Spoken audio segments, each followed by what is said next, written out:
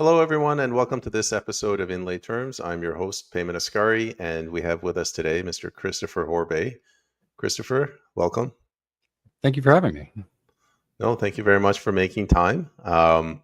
There's a lot to cover today. We were just talking backstage, so maybe we should get into it. Do you want to maybe start by telling your story of your run-in with the RCMP over your firearms license and what led up to it, which is your researching into Freeman, the Freeman movement? Yeah, so in 2012, I applied for my firearms license. I did the firearms and hunting course with my father. He actually got paid for the course for me as like a birthday gift that year. And we both did the course, sent out our applications to the RCMP. His came back as approved. Mine was denied initially, pending this investigation where I had to do a series of over-the-phone interviews with an RCMP officer who was assigned to my file, and eventually an in-person interview. And they weren't really upfront with me about why they were investigating me. They said that there were certain things I had on my file from when I was a teenager, and I mouthed off to the cops a couple times when I was caught smoking weed. And I said very truthfully to the cop that I didn't think me and my friends were doing anything wrong, and that they were actually in the wrong for ruining our Friday night kind of thing. And they kind of threw that in my face, saying that if I couldn't be trusted to obey the firearms laws in the country or the drug laws in the country, that how could I be trusted to adhere to the firearms laws? And I thought I defended myself very well, saying that one of those things, there can be victims as one of these things. I'm not hurting anyone by smoking cannabis with my friends on a Friday night. You can harm someone with a firearm. I can see why there's certain restrictions and rules around firearms regulations in Canada. I wasn't at that time so opposed to it. So I didn't really understand why they were interviewing me and investigating me to the extent that they were. But they wanted a follow-up interview with my father and my girlfriend, who's now my wife. And they asked my father what my political views were. And they asked my wife very directly if I thought I was a free man on the land. And at that time, it was just something that I was investigating as an intellectual curiosity.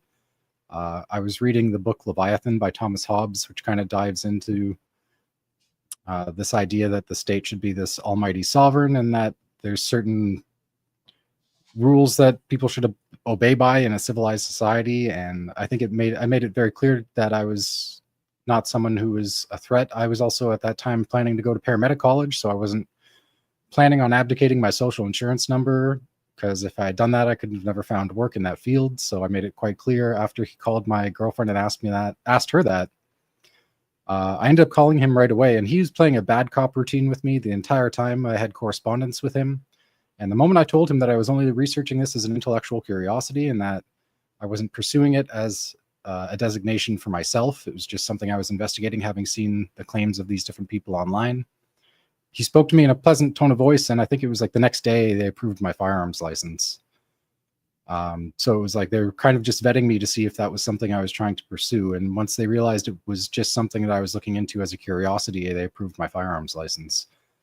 But that was in 2012, so that was a year before the Edward Snowden revelations came out about NSA spying. And I remember telling people that this happened to me, and people thought I had become a paranoid schizophrenic because at that point it was like a fringe crackpot conspiracy theory that the government was watching what we did online. In 2012, there was this widespread belief that just wasn't happening. It wasn't until a year later when the Edward Snowden revelations made that obvious to people that people really accepted that that's what was happening.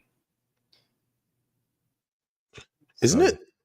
Just to my own personal opinion, I find it crazy that people aren't as shocked about the Snowden revelations. Like, it's not even talked about. I think people still haven't come to terms with it, is what I'm trying to say. Yeah, absolutely. And I remember there was people who, like I said, they thought I'd kind of gone off my rocker a little bit when I was telling the story to people in 2012, because it was shocking to me that, like, oh, you were investigating me? Like, how do you know that I'm looking into the Freeman movement?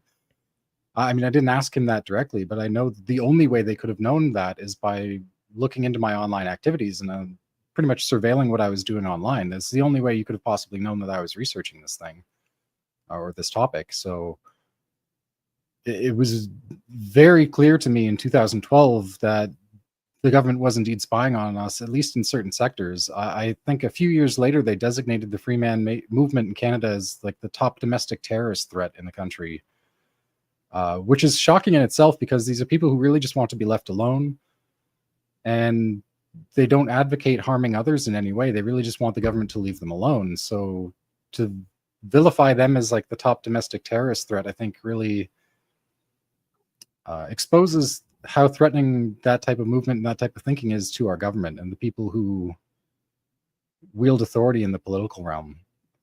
They really want to keep a close eye on those people. And yeah, I think it's very telling that it was telling to me that in 2012 they thought I was important enough to be surveilling in that way. Because really, again, I was sorry, I didn't mean to interrupt. No, keep going.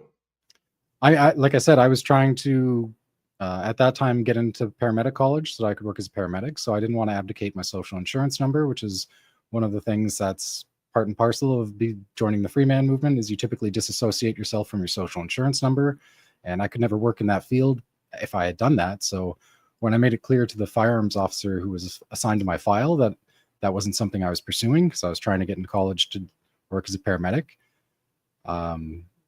they kind of greenlit my firearms license after that. But again, I've always had this understanding since then that our government is watching people that they find threatening or people who have ideas that are threatening to their authority.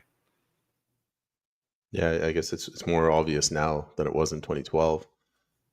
Yeah, and the sad part to me is that there was people who didn't take me seriously about that until the Edward Snowden revelations came out. And then once those revelations came out, they acted like they knew the entire time because I had made them aware of it, which was like this weird inverted thinking where like you were telling me I was crazy a year ago, and now you're acting like, oh yeah, I knew that a year ago because it was people like me talking about it. And it kind of got normalized because I mean there was a widespread belief within certain communities, certain conspiracy groups that this was already happening. There's certain whispers about it, and people had I'm sure there was some leaks that revealed that it was happening to some extent, and people became aware of it before the Edward Snowden revelations, but it wasn't widely accepted in society that it was happening until that happened. And it was the people, the fringe people who were talking about it before it was truly a fact that brought it to light. And it's really bizarre to me that, again, it went from being this crackpot conspiracy theory to being totally accepted within the span of like a year and a half. It's amazing how quickly people can be programmed. Kirk Reese says, I like this guy. He's a whistleblower. First things first, some housekeeping. Kirk, thanks for sharing the stream. If everybody else could share, we'd appreciate it so that we can get more people watching the show. I want to get to the Freeman movement in a moment, but I'm 41. Can I ask how old you are, just for reference? Yeah, I'm 37. It was my birthday yesterday. Well, happy belated birthday. You might not remember this, but there was a movie released, I think it was in the late 90s. It was called Seven with Brad Pitt. I've seen it. Yeah, and there's that one of the plot points of the movie is that they've hit a brick wall. They don't know where else to go. So the guy goes to the FBI, and he knows that the FBI is secretly watching what library books people are taking out of the library.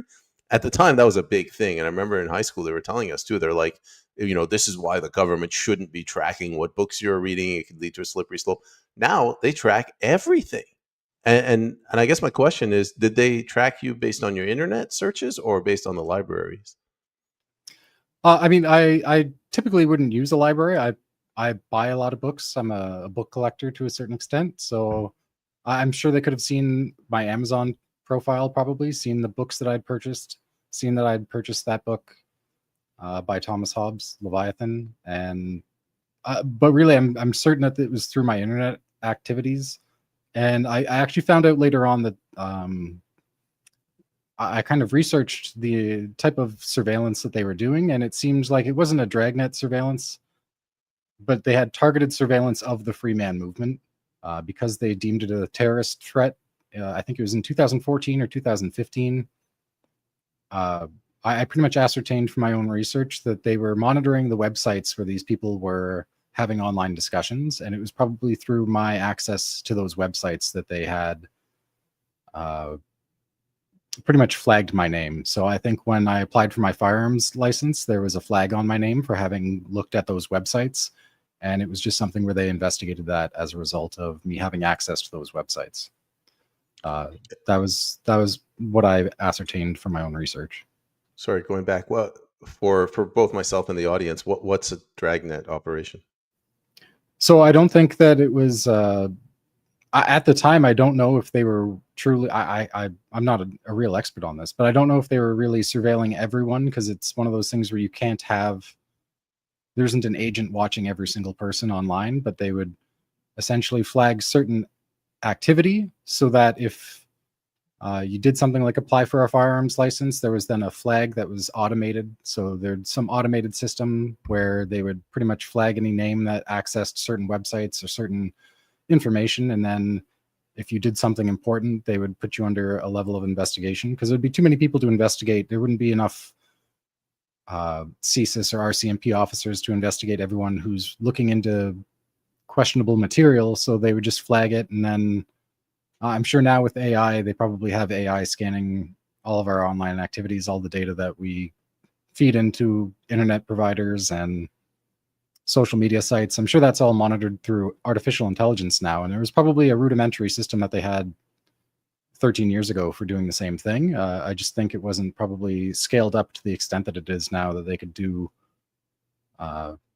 true investigations and analysis into everyone's online activity. They would just target the things that they felt were most important to keep an eye on, if I had to guess. But again, that's not really my area of expertise. I just did a little investigation. And actually, a few years ago, I had this idea because it was in 2015 that they really took away our online privacy rights. It was after the death of Nathan Cirillo at the Tomb of the Unknown Soldier in Ottawa. They used his death as a pretext to destroy our online privacy rights. And at the time that happened, I was in college. I was in the paramedic program at that time, and I was trying to make a stink about that. Like, hey, how are we going to allow the government to use the death of a soldier when we all have this idea that soldiers are there to defend our freedom? How are we going to allow them to use the death of a soldier to violate our privacy rights? Like, to me, that was just this egregious breach of power and breach of trust, that our government would use the death of a soldier to then take away the privacy rights of that soldier's family and everyone else in the country. Like, I think it was a disgrace to that young man's life that we allowed the government to use his death as a pretext to take away our rights. And I tried to talk about that. I tried to bring that up a lot, but I just kind of got blank stares from people when I talked about that then. And it was maybe a few years later, maybe in 2018 or 19, when I got the idea to file a Freedom of Information request to find out how they actually had been surveilling me. Like, hey, how did you know to question me about the Freeman movement? What type of surveillance was I under that brought me into that situation where I was being interviewed by the RCMP about it? And the response that I got from my Freedom of Information request was that was pretty much classified material that they couldn't tell me. So, I mean, it costs about, I think at the time it cost $5 to submit a Freedom of Information request in Canada. I'm not sure if that fee schedule has changed since then. I did submit a few actual Freedom of Information requests at that time. Only one pertaining to that, but the response I got back was that they just wouldn't tell me, because it's my understanding that level of surveillance in 2012, I believe, was illegal under our laws. So I think there was something where it may have been some sort of Five Eyes operation where they had some foreign intelligence monitoring Canadian citizens, so they could go to the UK government or the US government, the Australian government, and have them monitor their own citizens, and that would be technically legal, even though if they were monitoring their own citizens to that extent at that time, I think that would have technically been illegal under Canadian law in 2012. So again, I never really got an answer, but that's just my suspicion, having looked into it a little bit. Again, some housekeeping. Cold Deck says, great topic, guys. Thanks, Cold Deck. If you could share the stream again, greatly appreciated. I didn't realize 2015. I was completely politically not involved. I didn't realize that was under Harper, correct? That incident. Yeah, it was. It was. I remember the incident. I just thought it was par for the course because it wasn't that far after 9/11. But I remember after 9/11, 2001, there was an incident where this old man, he's probably deceased now. He was in his 60s, 70s, and he's in the locker room after going for a swim, and he says to a couple guys like, I don't know that I don't really believe this narrative that these planes took down the towers. They went and they reported this guy, an American citizen. They reported him to the FBI. The FBI came and questioned him, and he's like, "What the hell's going on to my country?" And that was 2001. Now fast forward to 2025. I mean, it's par for the course. Yeah, I mean, it's shocking to me how people have just accepted something that really they, before it was a known fact, really resisted. Like, there's no way that could be happening. That would be so egregious. Like, people had this perspective about it in 2012 that it would just be this massive violation of their rights, and now we've just, in the span of just a little more than 10 years, completely accepted it. Like, everyone just accepts that their cell phone is spying on them. I mean, I used to have a BlackBerry Key 2, and that BlackBerry, it had software that was built into the hardware. So anytime your microphone or your camera was accessed, you'd get a notification. And again, because I was very aware of government surveillance in 2012, having been exposed to just my story alone that I've shared with you made me very aware of it. I ended up getting this phone so that I could see how my phone was spying on me. And I had that phone for a few years, and it really opened my eyes to how our phones spy on us. And I would just be driving home, listening to music in a car by myself, and I'd see the notification when I got to my house that Google was listening to me for 45 minutes. It was a really eye-opening experience to own one of those phones, just to see the level of surveillance that we live under now. And it's one of those things where I have a hard time accepting that our government doesn't know where all the drugs are coming from in our country. When we have things like Palantir now, we have artificially intelligent programs that can monitor the data that they're collecting through all this surveillance. So I feel like there's a large amount of like criminality that the government is personally involved with, because I don't think it could be operating outside of their awareness. And I think that's something that people have to really grapple with, that if you have this, again, Palantir level of surveillance, why are certain things like child trafficking and, again, hard drugs being allowed to be why do we have hard drugs pouring into our communities?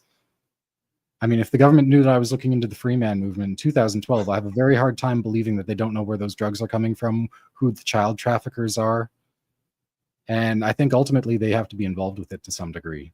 And I think that's something that stemmed out of Pablo Escobar trying to run for the presidency in Colombia many decades ago, that I think there was a decision that was made that they can't allow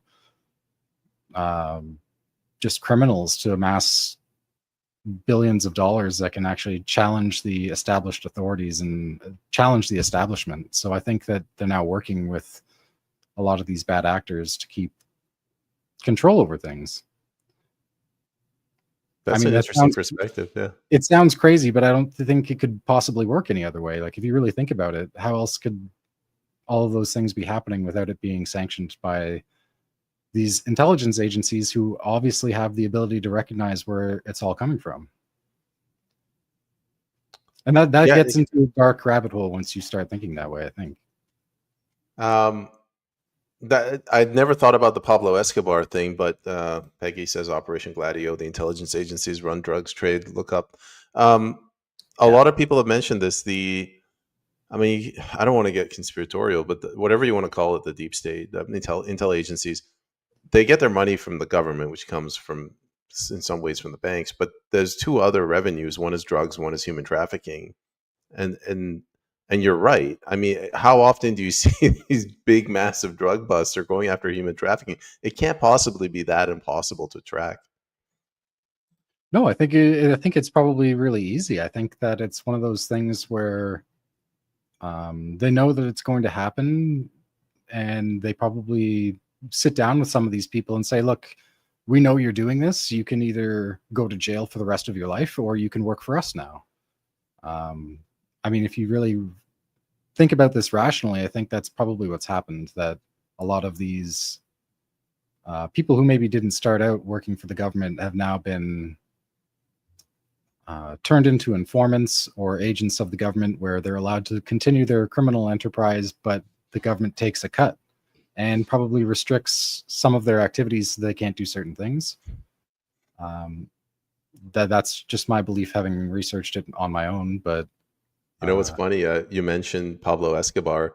Cocaine used to be legal in Colombia, so that meant the price was low and it could be taxed. And then when they criminalized it, they got rid of the tax revenue and the price shot up.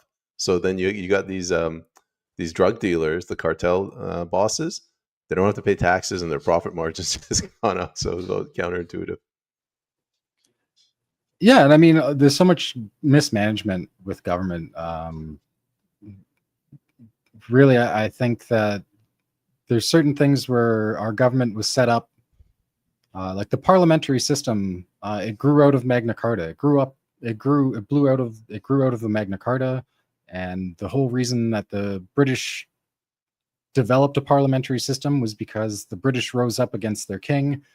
Initially, it was the barons who demanded that they have certain rights be recognized by their king, and that only lasted like 4 months before the king tried to have that annulled. So there was like it was a struggle that happened over the course of many years, many decades, many centuries, where the barons fought for those rights for themselves. And then that was initially only something that was available to the barons. And then later on, the peasants demanded the same rights. And it was when the peasants demanded all these rights that they ended up developing the parliamentary system, which was, the basis of common law. And in Canada, British common law is like the foundation of our own legal system. And really, I think the government that was developed for and by the people has been corrupted to such an extent that it really doesn't work for the benefit of the average person anymore.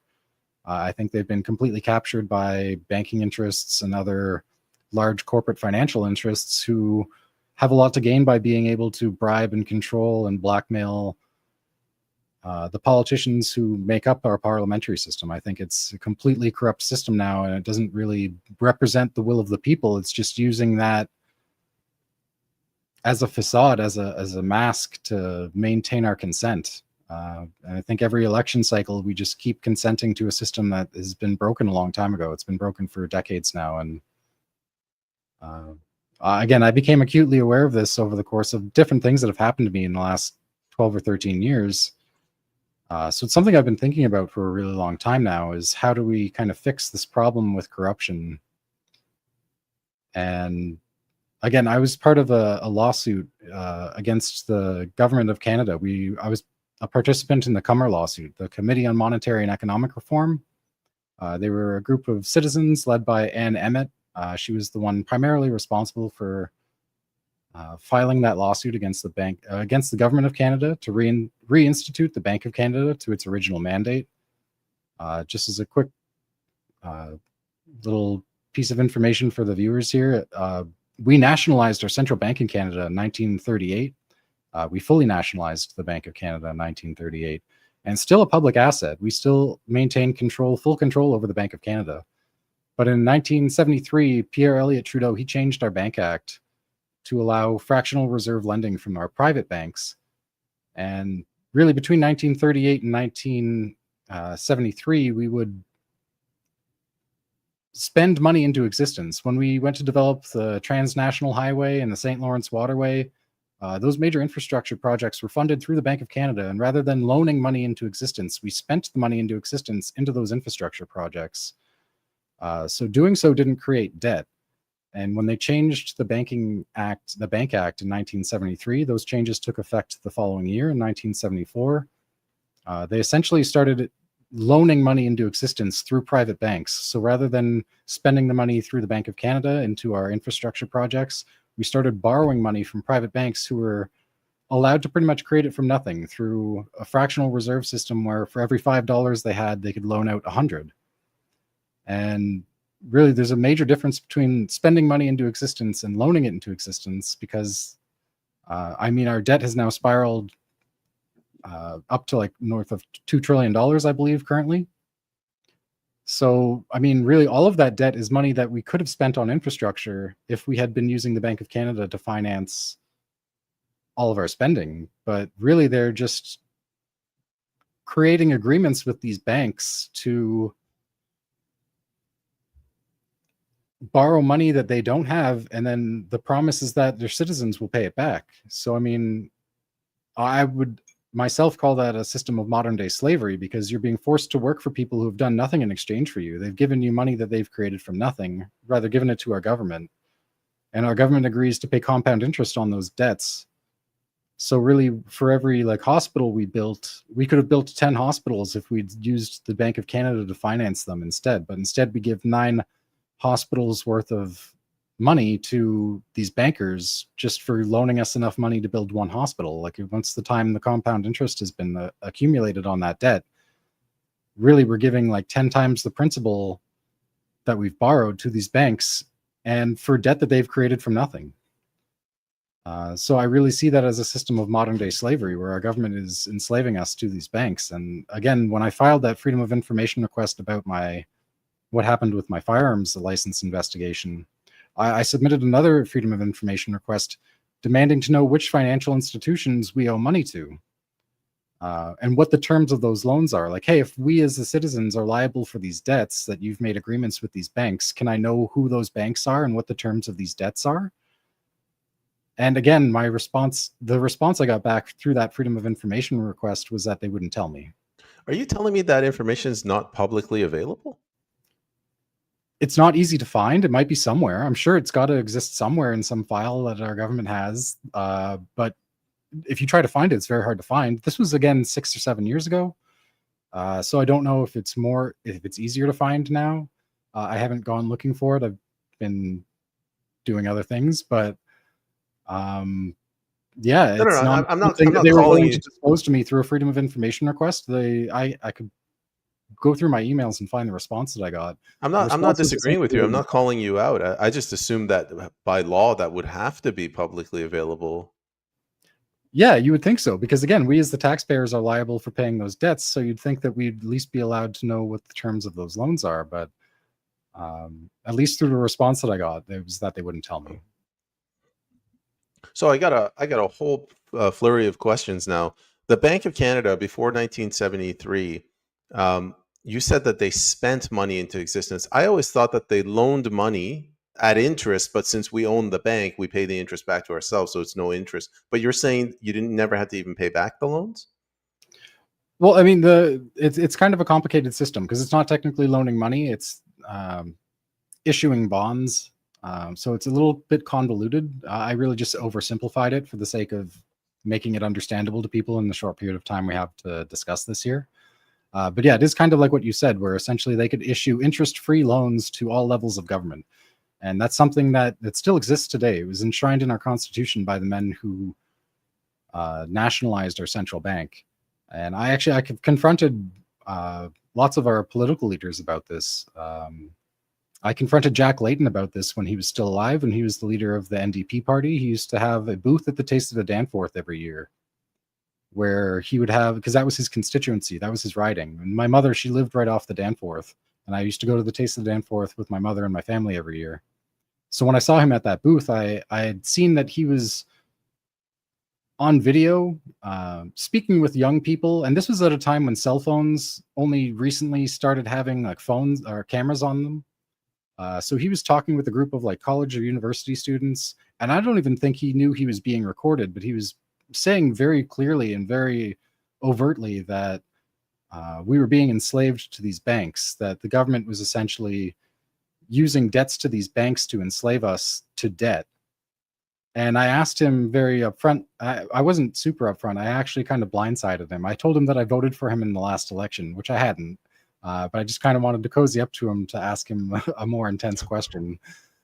So I told him that if he wanted me to vote for him again, that he would have to bring up that issue. And I asked him very directly, why don't you ever talk about that in debate? Why don't you ever bring that up when there's like news cameras interviewing you? That this is an issue that needs to be addressed. Because if people understood how our banking system was being used to force us to work for banks that are creating debts from nothing, if you championed that as an issue, I told him, like, people would probably make you the next Prime Minister of Canada if they understood the significance of what was being done to them through our banking system. And he kind of threw that back at me, asking me how I knew these things. But ultimately, he kind of dodged my question a lot. And when I asked him, I kept pressing him a little bit. He looked like he'd seen a ghost, and generally the response that he gave me the distinct impression that someone had threatened him. That someone had told him that if he kept talking about those things, or if he wasn't careful to talk about those things in a way that he wasn't being caught talking about them on camera, that something would happen to him. And again, he didn't say anything like that. It was just the impression that I got. I would say to this day, I've never seen a grown man more afraid than Jack Layton was when I asked him about this. And I think it was 2019, I confronted Kathleen Wynne about this as well. This I actually have on video, where I confronted her at her town hall meeting. And I asked her more or less the same question. Why aren't you getting interest-free money from the Bank of Canada, since it's something that's available to you? Why would you go to a private bank and borrow money at interest when you can get interest-free money from the Bank of Canada? Like, no one in their right mind would go to a bank and borrow money with compound interest applied if they had an interest-free option available to them, unless you're working for those bankers, unless you're beholden to those bankers to make the people that you represent beholden to pay back those debts. And she really danced around the question and avoided answering the question. She said it was an investment. This is something that's very common, where when they're borrowing money, they call it an investment. They're investing in our infrastructure, they're investing in our people, but really the devil is in the details there. And if you're borrowing money with compound interest applied, when you have an interest-free option available to you, I mean, the only person who would choose to do that is someone who's working for the banks that they're working for, our creditors. And from my perspective, the only way that you could justify that is that they're working for the banks that they're borrowing from in our names. Because it doesn't make sense in any other way, unless there's some sort of blackmail or bribery or threats that are happening, which I'm sure that is what's happening. Because again, I can't rationalize it any other way. I don't think anyone would choose to borrow money with compound interest applied when they have an interest-free option. That's just insane. That's absolute insanity. So they're selling us out to their banker friends. And I don't know if it's a friendly thing where they're all getting kickbacks as a result of taking out these loans in our names. I can only make reasonable speculations about why that's happening. But again, think about it for any length of time. You'll probably come to the same conclusions that I have. Do you think that their only way of robbing us, I'm talking about the banks now, do you think the only way is through the interest, and they're only interested in making us debt slaves? Or do you think they're after our assets? They want our physical assets, like our land, natural resources? So one of the other groups I was involved with, less so, was the Canadian Bank Reformers. That was run by our former defense minister, Paul Hellyer. He was the defense minister of Canada between 1964 and 67. And he said that they were using this as a way to steal our national resources, that they were pretty much planning to run up our debt to such an extent that eventually, to deal with that debt, they would try to sell off our national resource wealth to private industries for pennies on the dollar. So really, if you look at Canada, we're this enormously wealthy country in terms of resource wealth, and we don't capitalize on it at all. And it's something that there's a lot of people, especially in Alberta, who are disgruntled, where we have all this oil wealth, with the refusal to build pipelines to actually capitalize on our resource wealth. I think all of this is by design, because they really want to steal the resource wealth from the public. They want to be able to sell off our vast resource wealth to private industries, but they can't just do that as things stand now. They need like a massive pretext to justify that. And I think a debt crisis would be the pretext that they're creating in order to steal our vast resource wealth, so that in the future we can't do something like set up a sovereign wealth fund like other countries have. If you look at places like the United Arab Emirates or Saudi Arabia, other oil wealthy countries have these sovereign wealth funds where the people pay zero taxes. And in many ways, they have better schools, better infrastructure. You look at a place like Dubai and you compare it to a city like Toronto.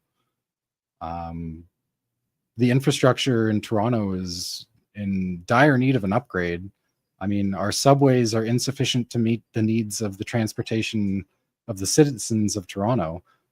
People always complain about how terrible the TTC is. And you look at these other places where, again, the United Arab Emirates, they have a comparable population to us. They have maybe a very comparable oil wealth. but they don't have all these other natural resources. They don't have potash and lithium and all these other things, these rare earth metals, gold mines, silver mines, all these precious metals that we have here, softwood lumber, water resources. So I think people in Canada, we really don't understand how badly we're being taken advantage of, that we should live much more prosperous lives than we do currently. And again, it's because these places, they have a sovereign wealth fund that funds all the infrastructure in their country. And again, they don't pay taxes. We're here, we have much more resource wealth. Granted, we're a very large area of a large land mass, so it's hard to access a lot of that. And there's additional transportation costs involved in accessing and then transporting those resources. But really, we should be much better off than those countries. And most people here are living like paycheck to paycheck. There's an enormous amount of private debt where our citizens are largely tapped out. And I think one of the reasons why we have mass immigration into the country against the will of the domestic population is because the banks have tapped us out with debt. Private debt and personal debt in Canada is extremely high. And they essentially need all these new people to come into the country to facilitate new loans, so that the banks have new people to loan money to, and they have new revenue streams for themselves where they can continue their year-on-year profits by loaning out money to new immigrants. And it's something where I feel like it also has the dual effect of dividing the population. There's a lot of people who are really upset that it seems like the native population of the country is being replaced. The people who are born here are being replaced by or through mass immigration. And it's disturbing to me that we're reacting. There's a lot of anti-immigrant sentiment, which I understand, but at the same time, we have to work with these people that are here now. Like, whether you like it or not, if they're here now, we have to work together with our new Canadian immigrants to take back control of our government in a way that it actually benefit us. Otherwise, if we allow the government to use immigration as a divide and conquer mechanism, we're just going to bicker amongst ourselves and never really go after where the real problem is, which is that we're being exploited by the people who wield political authority over us. Christopher, I understand the divide and conquer, the social aspect of immigration, but can you go over and maybe explain in more simple terms how bringing in immigrants benefits the banks or the banking system? Well, I mean, if you come here as a new immigrant, there's a lot of things that you'll need to purchase. And a lot of that, if you don't have the cash to purchase it outright, it's going to mean loans, especially a lot of people coming here as students. They take out student debt. Maybe they get a car loan so they can get a car and they can travel around. And banks are catering to those people exactly for that reason, because there's a lot of costs associated with relocating to a different country and getting settled into a new place. You have to furnish your apartment. We don't typically have furnished apartments available for rent here. It's something where you'll have to buy furniture. And Can I, Christopher, would it be accurate for me to simplify it even further? The banks have terminally indebted the native Canadian population, so now they're bringing in immigrants to terminally indebt them? Yes. Yeah, and it's something that when I was participating in the Bank of Canada lawsuit, at the town hall meetings that Cummer used to have in Hamilton City Hall, we used to have a town hall meeting there where we used to meet and discuss the developments in this lawsuit. We used to discuss this book by John Perkins, The Confessions of an Economic Hitman. And essentially it was this thing where it was businesses and government agents that would go to other foreign countries, smaller countries that were developing, and get them to take out large infrastructure loans and then work to bankrupt those countries to make them beholden to the banking system that issued those loans to them. He warned in that book that once they exhausted their ability to do that in foreign countries, that they would come and do it to the domestic populations of wealthy Western countries. And we were trying to warn the public about that back in like 2012, between 2012, 2015, when most of this work happened. We tried warning people, and I was probably one of the younger people who participated in the Cummer lawsuit. And my stance was that I felt like because there wasn't enough public awareness that this was happening, that the courts would just throw it out and they would just discard the lawsuit and nobody would even know that it happened. So there wouldn't be any pushback.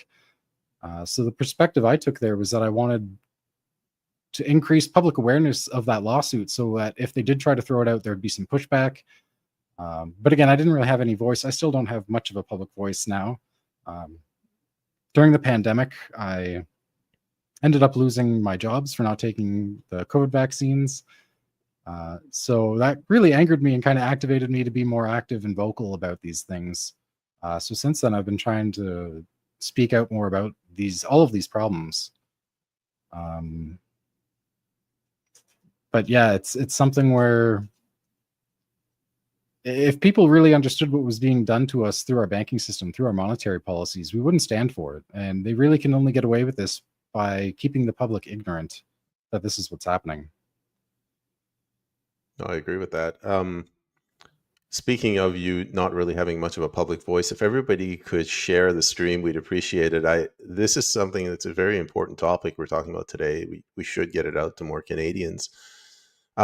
Let's switch. Well, not switch gears. Tell me about the Comer case. What happened to that? Why did it fail?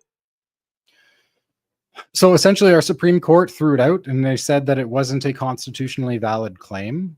But again, the reason why it took the banking cabal, I would call them, many decades longer than the United States to get their hooks into Canada.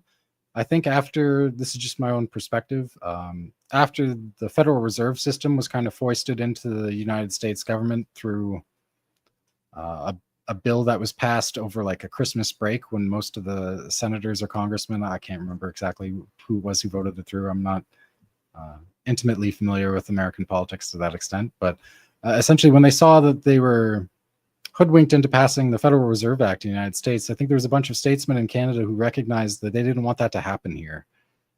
So actually, over the course of many decades, they tried to nationalize our central bank. It was partially and then fully nationalized by the man who's on our $50 bill. And I think it's actually an insult to his legacy that they put his face on the $50 bill. Very similar to Andrew Jackson being on the face of the US 20. Both of those people are Lionel Mackenzie King. It's the man on our $50 bill. He's very much like Canada's Andrew Jackson, where he tried to stand against the banking system. And one of the ladies who participated in our meetings in Comer, and she, I think, was a member of the Canadian Bank Reformers as well, was a University of Toronto professor, a history professor who used to teach a free course at the University of Toronto on monetary history. And it's actually one of the most interesting aspects of our history is that we had a bunch of statesmen really fight the banking cabal to take control over our money and our banking system so that this wouldn't happen, so that we wouldn't be forced to pay off debts that bankers create from nothing. And I think there was an awareness that that was a type of slavery where if you could force people to work for you while you do nothing, that's a form of slavery. It's a part-time slavery where a percentage of your life is taken from you and given to someone who's done nothing in exchange for that portion of your life that they've taken from you. And I know Tax Freedom Day is sometime in June. So if you had to work to pay all your taxes off up front, the average person works until I think June 8th or something like that. So 5 months of the year, we work just to pay our taxes off. I think that's something that it's such an extreme statistic that when you tell people that, like, they have a hard time wrapping their heads around the fact that they work for the government for 5 months of every year. So it's like every 2.5 years you work a year for the government. That's insanity. Like if people really understood that that's what's being taken from them, we wouldn't tolerate that. And it's only through the way that they veil all of this. Again, like when I said I was oversimplifying how we issue our debt, they use this bond process. And it's really just a way to convolute the process where bonds are issued and then owed back. But it's really just stapling debt together. It's a way of just disguising how the debt is created from nothing. So that people don't really recognize that that's what's being done to them. All right. Another question about the Comer case. The lawyer was Rocco Gallardi? Rocco Gallardi, yeah. He was Rocco Gallardi. he was our lawyer for that. And Again, I have some mixed feelings about how the lawsuit was handled. I was, again, very young when I was dealing with this. I've learned a lot about how that all went down since then, and it's really discouraging to me that the way that this lawsuit was handled and the way it was thrown out, we can essentially never bring forward another lawsuit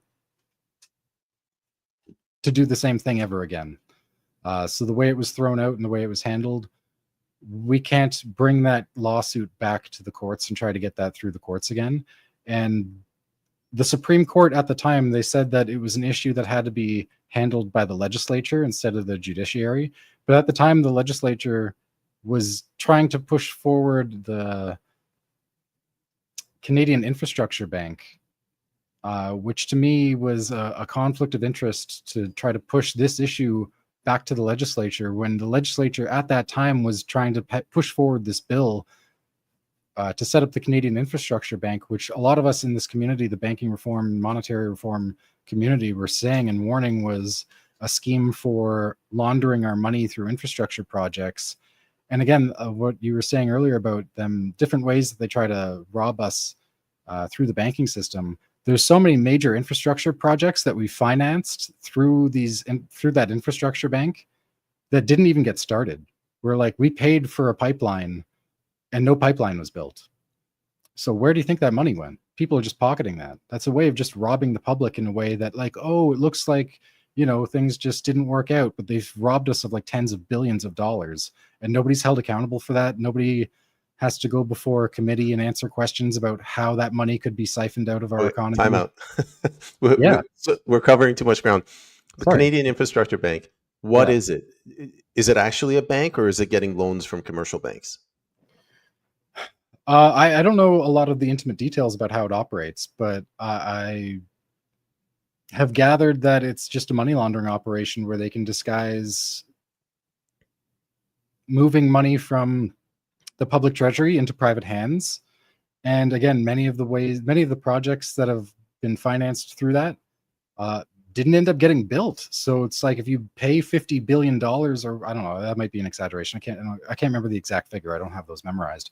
But if you pay billions of dollars to have a pipeline built and no pipeline gets built, there has to be someone answering to where that money went. It's like, oh, we just gave the money to the companies that were going to build it, even though they didn't build it. Like, who wrote the contract where you're allowed to take all of the funds for building a pipeline and not build it? I'm sorry if I interrupt you again, but Go ahead. this happens so much. I remember in 2024, there was the green slush fund scandal. Didn't Trudeau buy a whole bunch of like industrial refrigerators for some grocery store chain? Loblaws. This is Goebbels. He said that if you repeat a lie enough times, people will believe it.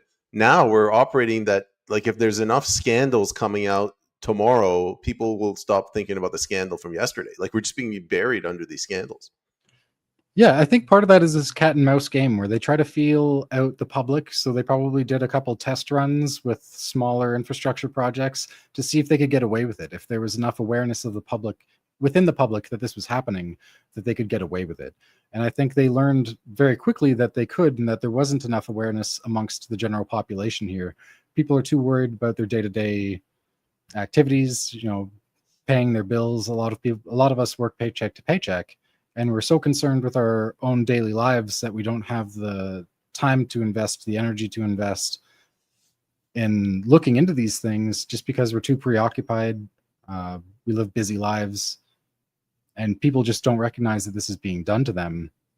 So they probably did like a couple test runs to see if they could get away with it, if there would be enough public backlash to try to stop it. And they probably recognized that they can keep doing this. And really, I think you look throughout history, I mentioned the Magna Carta, there's been this cat and mouse game between the people who hold power and authority and the average people, where we'll establish some sort of rights for ourselves. We'll set up a Magna Carta, we'll set up a Bill of Rights, and then the people in power, their interest isn't in keeping us free. If you're someone who holds power and authority, your interest is in control and having more power.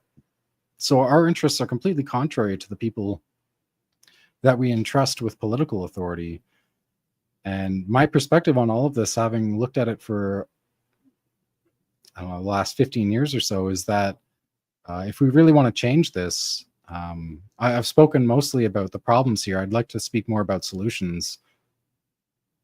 You look at things that they're trying to introduce now, like these digital ID systems. When our parliamentary system was created, we didn't have technology. We didn't have the internet. We have to recognize that we have this technological age, this information age that we're living in now. And really, I think the solution lies in that we should be using technology to rein in our government so that we can use technology to make it as close to impossible as possible as we can for our government not to operate in a way that violates our rights or just take away their ability to be corrupt. Like we need to use technology to eliminate political corruption. And they're trying to, I think, do the exact same thing to us, where I think we can either put the chains on our government and we can live as free people again. And if we fail to do that, they're going to use technology to put chains on us through these digital ID systems, through mass surveillance. We saw that during the Freedom Convoy. You can just turn off people's bank accounts. I was actually at the Freedom Convoy. I went to Ottawa as a representative of a private cryptocurrency. And my aim when I went there was to try to get the truckers to accept all of their donations in a private crypto, whether it was the one I was working for and representing or through other ones, because I felt that the government was going to go after their financing. Because at the time they were saying, hey, if we cut out their financing, we could shut this down a lot faster. And I mean, I hate that it happened, but they were absolutely right. As soon as the financing stopped, as soon as the GoFundMe was frozen and various crypto assets were frozen, because they're, unfortunately, a lot of the people didn't know a whole lot about crypto. So they were accepting donations into crypto wallets that were held on exchanges. So the government just petitioned to those exchanges to freeze those wallets. Okay, That was the I way didn't know that. Yeah, so at the time there was even a Monero wallet, which is again a private cryptocurrency. Right. There was a Monero wallet that was accepting donations on behalf of the Freedom Convoy, but that wallet was unfortunately being custodianed by a centralized exchange. So the government just reached out to that exchange and said, "You need to freeze this." So even the Monero donations that the truckers were getting donations through, they ended up having that frozen as well, because they just didn't have the understanding of how to use those things. So when I was there, I was trying to spread awareness that, like, hey, they're probably going to try to shut down your funding. This is a way that you could circumvent that. And again, this is something that I really just got activated around the pandemic in terms of being more socially active and more vocal about all of these things. So I wanted to go there and kind of share my knowledge with them. But I was only able to go there for a few days. Like, just my schedule only allowed me to be there for a few days. I also had a child right around that time. So I had a newborn son, and I didn't want to be away from my wife and family for too long to go there. But I did try to help them in that extent, by sharing the information that I had and sharing with them the knowledge that I had about how they could get around that. But really, my perspective now is that we really need to use these new technologies, things like blockchain. We need to use those to control our government, and if we don't, they're going to use it to control us. So this is the ultimate cat and mouse game. I call myself Crypt0Spartacus on Twitter because I feel like there's been like a multi-thousand years, like for most of human history, there's been this cat and mouse game between authority and average people, where authority wants more power and control over the average person, and the average person just wants freedom. If you want freedom to triumph, we're going to have to use technology to put those people in check, to put the people who we've bestowed with the responsibility of representing us through these parliamentary systems. We need to have a way of holding them accountable and limiting how much they can do to us. And if we don't, they're going to run rickshaw over us. Like I went to London a couple weeks ago for a blockchain conference, and again, Keir Starmer, like a little more than a month ago, announcing that he's making digital ID mandatory for the right to work. We don't elect these people to do that to us. That's absolutely contrary to what the average person wants. And he didn't run a campaign saying that he was going to do that. So really, they get elected and then they try to force these things down our throat. Like, that's not a parliamentary system that represents the people. I viewed him getting on TV and saying those things as a direct threat to the British public. Like, he's saying that is him getting on TV and saying this is going to be mandatory as a right to work. You didn't mention that at all during your campaign, and now you're getting on TV and threatening the people that you claim to represent with something that's really like the death knell of their freedom and their rights. Like, you're supposed to be, the parliamentary system exists to defend our rights and defend the will of the public, but it doesn't do that anymore. So I actually made a video that I'll be publishing soon outside of Big Ben about this need for a neo Magna Carta.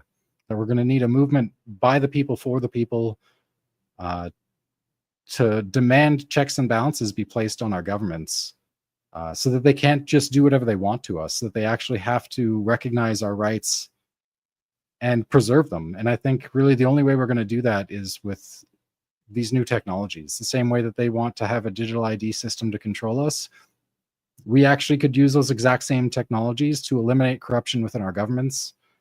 And I think once people get that idea, it's a hard idea to get out of their heads. It's just people, I think there's so much demoralization. A lot of people, they really don't like what our governments are doing. We all kind of recognize how corrupt our governments are.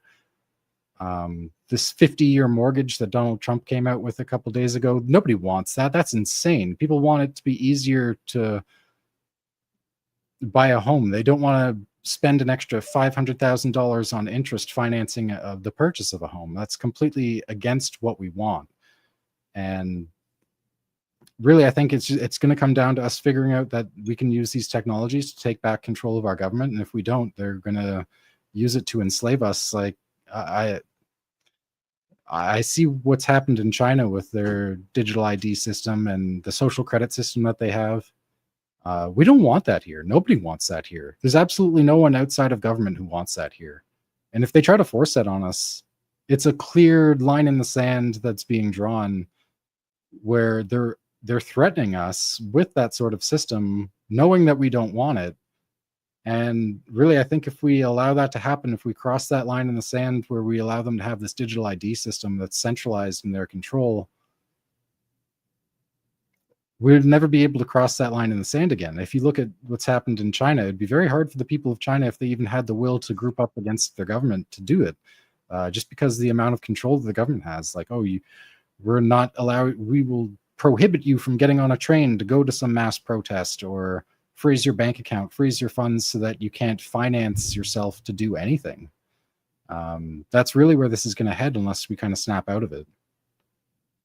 You know, I was thinking to myself a couple of weeks ago, the government has such a now we're going back to how you said cracking down on drug trafficking and human trafficking. The government has basically made it, it's going to get to a point where it's going to make it impossible for ordinary citizens to commit crime, at which point the government will have a monopoly on crime. Because the crime is still going to happen. Like the murders on some scale will happen, but definitely drug trafficking. That they're centralizing power to the point when they have total control of the markets. I think they're going to go after the criminals as well. Yeah, I think you're right. And I think, again, I think political dissidents as well, people who aren't criminals, but people who just genuinely want to hold the government accountable for the things that they're doing and hold criminals within politics accountable. This is a way for the people who have been committing crimes against their own populations to avoid accountability. And I think a lot of them are rushing this because they know that. I think that it's an act of desperation that they're trying to force these digital ID systems on people at an accelerated timeline, because I think they know the time is up if people figure this out and we try to figure out a way to use these technologies against them, that there's going to be a reckoning and that they're going to be held accountable for the crimes that they've been committing against us for many decades now. Like, I mean, I'd said in the United States that they were kind of hijacked in 1913 with the Federal Reserve Act.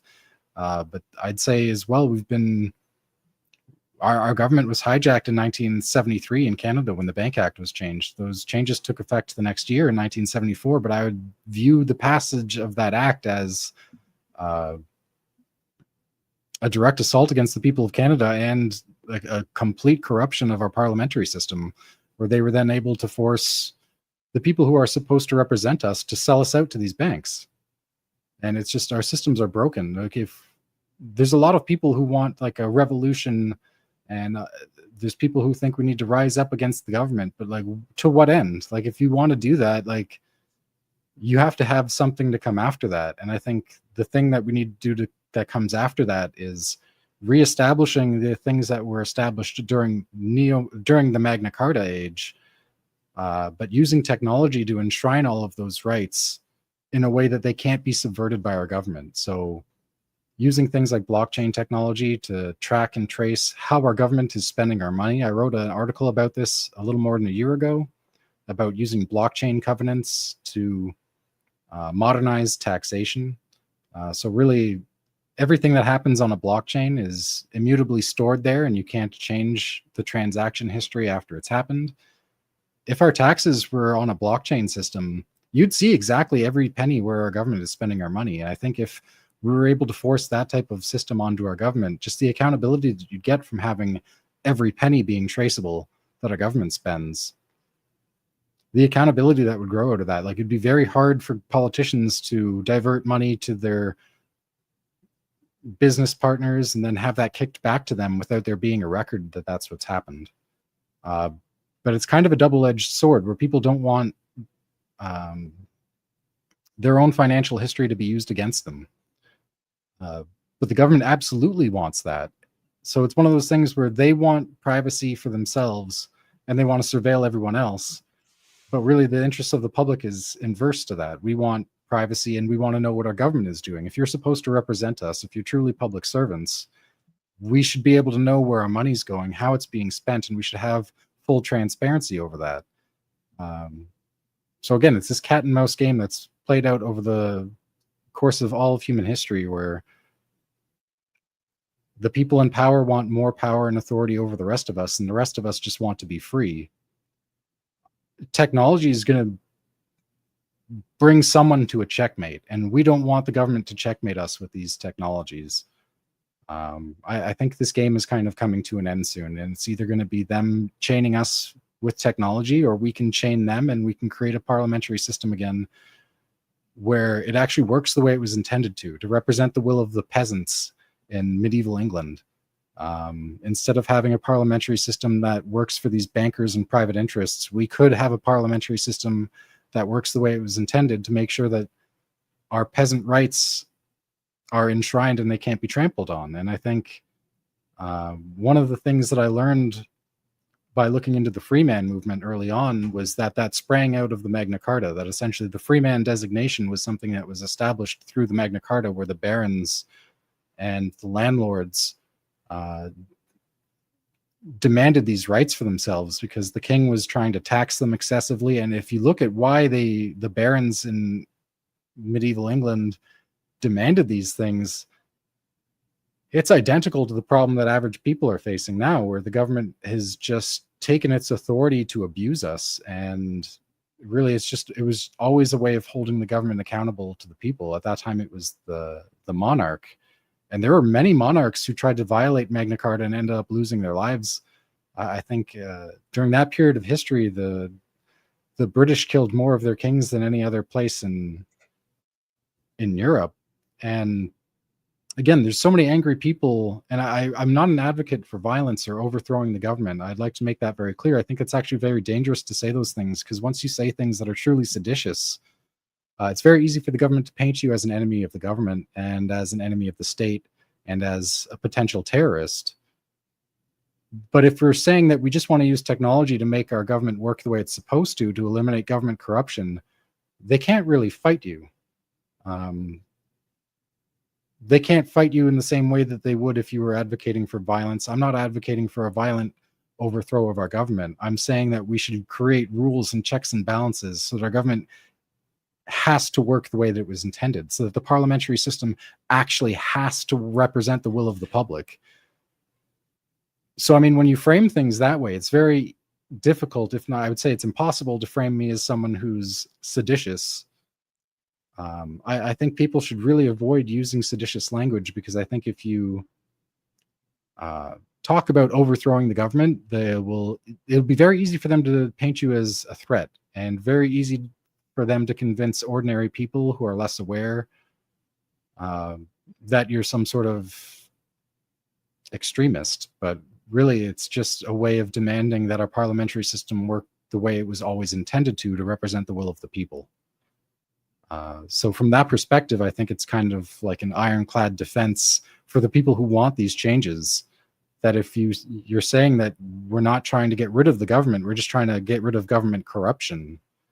I think that's the golden ticket to changing everything here, is that we can eliminate corruption through technology, or we can allow the people in power to use it to eliminate our freedoms.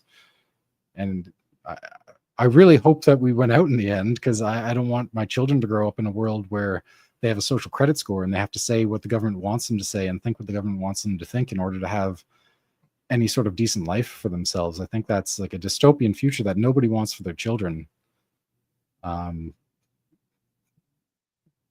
really, I think if enough people just get wind of this idea, they're not going to get their way. It's an idea that once it was embedded in my head, I haven't been able to shake that idea that, oh, we can actually use this technology to bring to gain our freedom back instead of losing it forever. I think that's the way forward. And again, if we push that onto our governments, they can't frame us as extremists. Like, I'm not saying I want to exit the rule of law. I don't want to live outside of regulatory law. I just want checks and balances in place so that our parliamentary system has to work the way it's supposed to. I think that's a better defense for ourselves. I would say that we don't really have rule of law. We have rule of government, and the RCMP is basically following orders. Like, if we had rule of law, the RCMP would investigate. And look at Helen Gruss. She did her job and she investigated potential, infants dying because of the vaccination. And they turned around and they made an example of her. But I digress. There's more examples of that than I could even care to cite here. Like, Anita Anand gave her husband like an $8 million contract or $8 billion contract, some enormous contract. And it's like, how are you the defense minister and you're able to give your husband's company an enormous contract like that? How is that not a conflict of interest? It's just blatant corruption. And we see it at all levels of government now, where they're just not even hiding it anymore, because they know that the public is so distracted by other things that they can just get away with it. I think you also nailed it earlier when you said, I think you called it a cat and mouse game. They test it out, and if they see that the public is okay with it, then they just swarm and they do it en masse.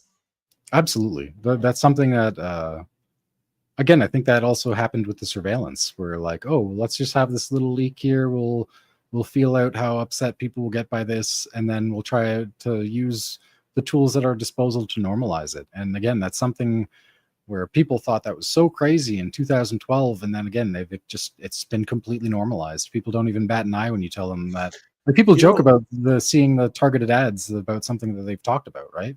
Christopher, you mentioned the Freedom Convoy. When Justin Trudeau called them, racist, sexist, homophobe, transphobe, far fringe minority, it didn't bother me. I was like, this guy's just a loser anyway, just a moron. I woke up one morning and Chrystia Freeland said, we are expanding the scope of FinTrack to include cryptocurrencies. And I was like, holy crap, this will never get reversed. Like, this is not a one-off thing. This will be a permanent clampdown on cryptocurrencies. And that's why I also drove to Ottawa, because of that. Right. Yeah, I mean, it's very hard to undo the things that our government has done. And I think one of the major problems is that these people have always done this with the awareness that one day there'll be a pushback to what they're doing to us, so that they've gone about this in a way where they can. It's going to be very challenging to undo the things that they've done here, to undo legislation, especially the big thing is international agreements.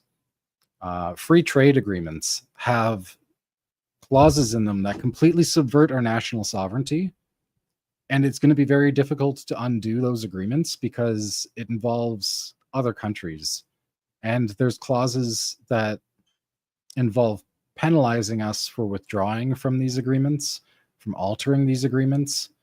And one of the ways that they've subverted our government and our parliamentary system is to bind us into these international agreements that subvert national sovereignty. And I can't remember exactly. I think it was one of our former prime ministers, I can't recall his name off the top of my head, he called this out very openly, saying that the World Economic Forum, that the Bilderberg Group, that the aims of these organizations was to create binding international agreements between countries to subvert the sovereignty of each country individually in a way that would be very hard to undo retroactively after the fact. So I think, unfortunately, we can't just remove ourselves from those agreements. But really, I think this is an international problem. You see that there's this agenda that's being pushed internationally now, and it's not just the British government and our own governments trying to force these digital ID systems. There's a global push for these things, and a lot of it involves global travel. So if you go to another country, you're going to need to have one of these systems, and it's a way of getting people to break and submit to it, because maybe we don't have it here, but they'll submit to it when I'm traveling in this other place because I want to go travel here, or I have to go see a family member who lives in that other country. These people are very smart. So I think they've used these like international think tanks, things like the Cecil Rhodes, the Rhodes Scholarship. They recruit some of the smartest people in the world who are sometimes not particularly wealthy. They give them these scholarship programs. They give them these free rides through their universities. They recruit them into different fraternities and groups that kind of prepare people for global leadership. And then they use their influence over these people to get them to participate in these think tanks to actually plan this out for them. So one of the things we have to recognize is that they've got some of the smartest people in the world that they've really paid, and they've molded these people for the purpose of preserving their authority and their power. And they've almost certainly got they've done a lot of planning as to how this is going to unfold. Like there's certain things where 5 or 6 years ago, people who talked about the things that the World Economic Forum is openly saying now were called crackpot conspiracy theorists, the same way as how mass surveillance was talked about as this crackpot conspiracy. Now they're just going out and saying it on TV, and it's broadcast internationally. This is what we're going to do to you. And you have these things like the COP40 initiative, where all these different major cities around the world are saying, hey, we're going to take away our citizens' ability to eat meat, to own vehicles, to travel internationally.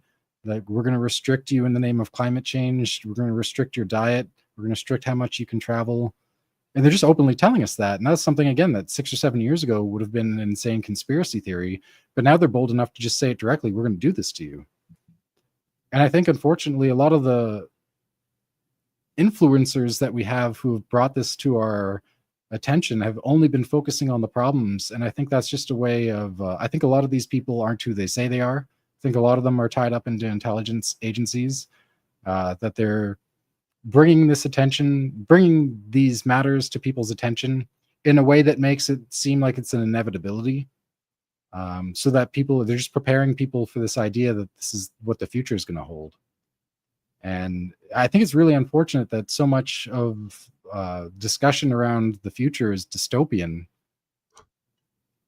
Because I think if you look at what we're capable of, we could feed every person on the planet. We could make a parliamentary system that actually represents the will of the people. We could create a bright future for ourselves. But everyone just kind of thinks, what do you think is going to happen in the next 5 to 10 years? People have this dystopian vision of what the future holds. And I think if we could turn that on its head, we could make people see that we could actually use these technologies to take back our power and take back our freedom. I wouldn't necessarily use the word utopia, but we could create a more utopian vision for the future than the dystopia that people pretty much have in mind right now when you ask them what's going to happen in the next 5 to 10 years. So, Christopher, I want to leave it there because it's on an optimistic, productive message. Everything starting from Neo Magna Carta to your final comments there. Could you maybe tell the audience where can they go to follow you, and to I believe you're going to be releasing a video soon. Yeah, so I have a YouTube channel by the same name as my Twitter handle. It's Crypt0Spartacus. I'll be posting that either today or tomorrow or the next day once I get the editing done. Sometime this week. But also I would say that there's certain things that look at the videos that I posted there about digital ID. One of the things that I think people are really unaware of is that we could create digital ID systems that empower us to own our own data. One of the problems with mass surveillance and these centralized government ID systems is that we give all of this data away freely right now. All of this data that's going to be used against us. It's because we go and we use these online platforms where it's free and we're the product. I think what really needs to change is that we need to create new technologies so that when you go onto a website, it has to agree to your terms and agreements. If you go into an app, it has to agree to your terms and agreements of how to access your data. So you could have a digital ID system on a blockchain somewhere where you actually own and control your data, and you can actually establish rules as to how any other entity can interact with that data. So you may not give permission for Facebook to see where your location is, that it would actually need your permission. It would need you to grant it permission every time it asks for your location or something like that, just as an example. I think when people get that idea in mind, you can create a much brighter vision of the future within your own mind of where this could lead, instead of just this dystopian thing that our governments are going to try to drag us to hell with. I don't think they're going to win too. I think that once people get this idea in their heads that we could use technology to take back all this power that we've wrongly given away to big tech and our governments, Christopher, it'll be very hard to put Pandora back in the box no. once people get that Ceases idea. finally got a hold of you. You got this still there? Oh, did I cut out? Yeah, you cut out there for a while. Just the last few seconds. So again, Christopher, thank you very much for coming on. I don't know if you can tell through my my lack of emotion, but I had a really good time. I really like this episode. So Yeah, thank you. And to thank the you for- audience, sorry? I said thank you for having me. Anytime. You're welcome back anytime. I'm going to recommend you to a couple of other podcasters I know. And if the audience could go ahead and please share this stream again, we really have to get this out. This was a very important message. So thanks, and take care, Christopher. Thank you. Have a good day.